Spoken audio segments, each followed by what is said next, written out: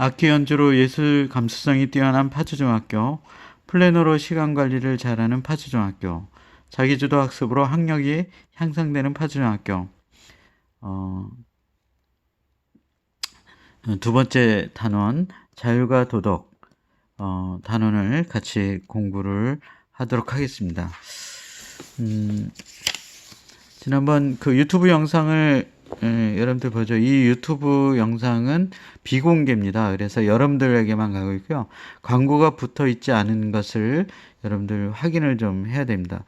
선생님들이 올리는 유튜브는요, 광고가 붙게 되면 문제가 생기게 됩니다. 왜냐하면 수익이 창출되기 때문에 그런 부분들 속에서 그렇게 광고를 붙일 수 없다는 것, 그래서 공개되는 것도 조금 어렵다는 것, 비공개 채널로 여러분들이 그렇지만 어느 곳에서나 볼 수 있기 때문에 그래도 굉장히 편하고 유리하다는 생각이 듭니다. 지금 단어는 자율과 도덕입니다.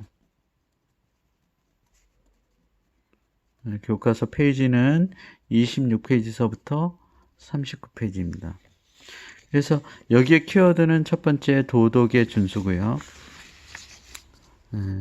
두 번째 도덕입니다. 근데 여기에 굉장히 중요한 게 있는데 자유와 자율에 대한 것을 공부하게 될 예정입니다. 세 번째가 도덕적으로 그러면 자율적인 인간이 되기 위한 방법. 이 부분들이 굉장히 중요하기 때문에 세 번째 파트 도덕적으로 자율적인 인간 이렇게 공부를 좀 하도록 하겠습니다. 여러분들 도덕이라 그랬을 때는요, 그러면 도덕적이지 않은 삶을 살 때 짜릿함을 느끼기도 하죠. 왜냐하면 인간은 구속을 싫어하거든요. 그런데 그것이 없으면 안 되기 때문에 사람들이 공동체의 규범, 학교만 하더라도 학칙이 있고 또 그것에 따라 뭔가 결정되지 않습니까? 여러분들 이제 수업 시간에 뭐 어떤 학생 같은 경우 벌떡 일어나서 다른 데를 이렇게 가려고 할 때 선생님이 큰 소리를 내고 제지를 하지 않습니까? 왜냐면 그렇게 된다면 수업의 질서를 가지지 못하고 다른 친구들의 수업권을 방해하는 것이기 때문에 뭐 선도 조치가 된다든지 뭐 처음에는 이제 훈계를 하게 되겠죠. 그래도 안 들으면 선도 조치가 된다든지, 그렇게 안 들었을 때는 선도 조치에서 단계에 따라서 뭐 최후에는 아까 얘기했다시피 학교 생활을 지속적으로 할 수 없는 그런 징계들을 계속해서 이렇게 받게 되는 것입니다. 왜 그래요? 사실은 그 학생의 욕구보다도 다른 학생들을 보호하기 위해서 그 공동체의 규범이 생기는 것입니다. 그런데 이런 부분들, 여러분들이 왜 이런 그 도덕이라든지 법들을 싫어하게 되냐면 남이 시키는 거기 때문에 그래요. 이것을 타율적인 준서라 했는데, 타율이라는 말은 외부적 권위를 통해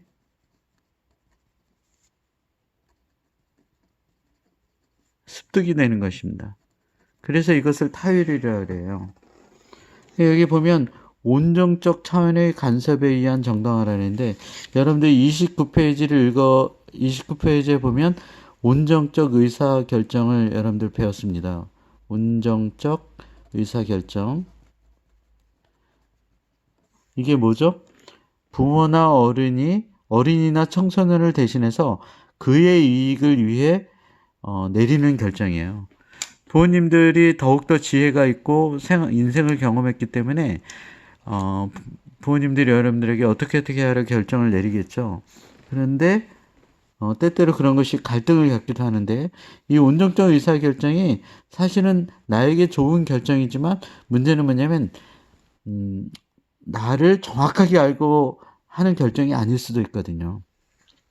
자, 그런데 이 온정적 의사결정이 아니냐는 나의 의견이 들어가냐 안 들어가냐 부분들이 있어요. 부모나 어른이 결정을 내리다 하더라도 뭐 가족회의를 통해서라든지 나의 의견이 들어간 결정이라면 그는 온전적인 결정이 아니겠죠. 그 다음 타율적 도덕은 그러면 어떤 문제점을 가지고 있느냐. 우선 첫 번째, 맹목적 행위와 맹목적 행위와 수동적인 삶을 살게 돼요. 시키는 대로 한다는 거죠. 수동적인 것이. 두 번째, 비도덕적이고 무책임한 상황이 발생됩니다.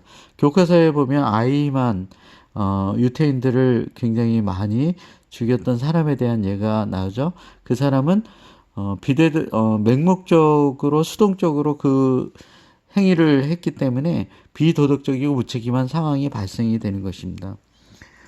그 다음 세 번째가 감시와 처벌이 강화된 사회가 출현하게 되는 것입니다. 이런 부분들이 타율적 도덕의 문제점에 해당이 되는 것입니다.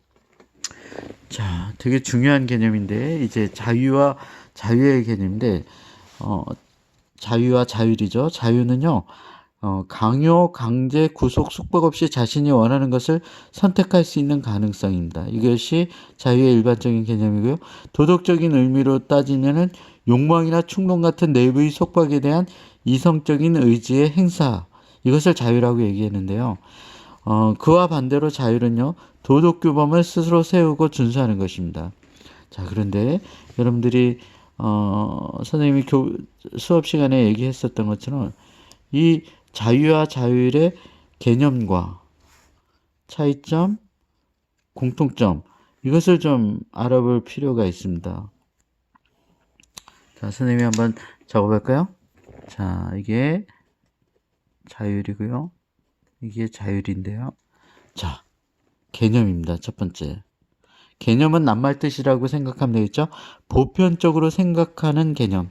나만 생각하는 게 아니라, 사전에 나와 있는 것을 이제 얘기합니다. 자, 자유와 자율 개념을 한번 보도록 하겠습니다. 자, 개념은요, 자유의 개념은 자신이 원하는 것을 선택하는 것이죠. 그럼 자율의 개념은 도덕 규범을 스스로 세우고 준수하는 것입니다. 자, 이것에는 차이점이 있습니다. 어떤 차이점이냐면 자유는 남의 간섭과 통제가 없는 것. 이게 자유고요. 자율은요, 스스로를 통제하는 것입니다. 사실 학교에서의 삶은요, 어떤 삶이냐면 여러분들 자유적인 사람이 아니라 자율적인 삶입니다. 그래서 학교의 규칙을 스스로 지키는 것이에요. 이 두 가지의 이제 자유나 자율이나 타율과 다른 공통점이 있다면, 자, 이 공통점입니다. 스스로 판단하고 결정하는 것은 공통점이에요. 아까 타율은 외부적 권위를 통해서 습득이 되고 외부적으로 결정이 되는 것을 얘기하죠. 그런데 이것은 스스로 판단하고 결정하는 것을 이야기하고 있습니다. 자, 그러면 도덕적으로 자율적인 인간을 공부를 좀 해보도록 하겠습니다. 세 번째, 도덕적으로 자율적인 인간, 여기서 인간이 되기 위한 방법이 중요해요.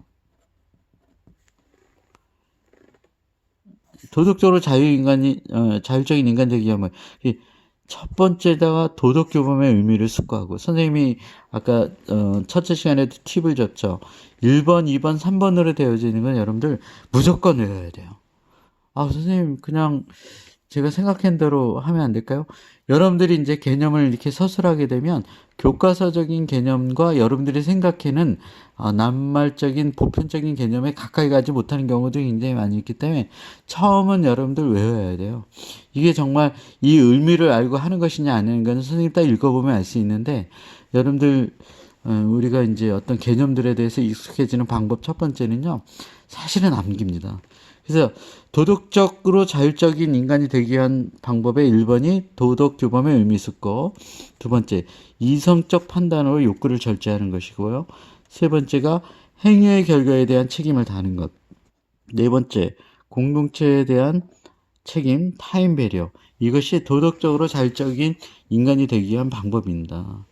여러분들 이런 부분들을 가지고 교과서를 다시 한번 또 읽어보게 되면은 이 내용들이 정리할 수 있고 또 잘 모르는 부분들 이해할 수 있을 것이라고 생각합니다. 이제 두 번째 자율과 도덕 중단원 마무리 거꾸로 학습을 마치도록 하겠습니다. 수고하셨습니다.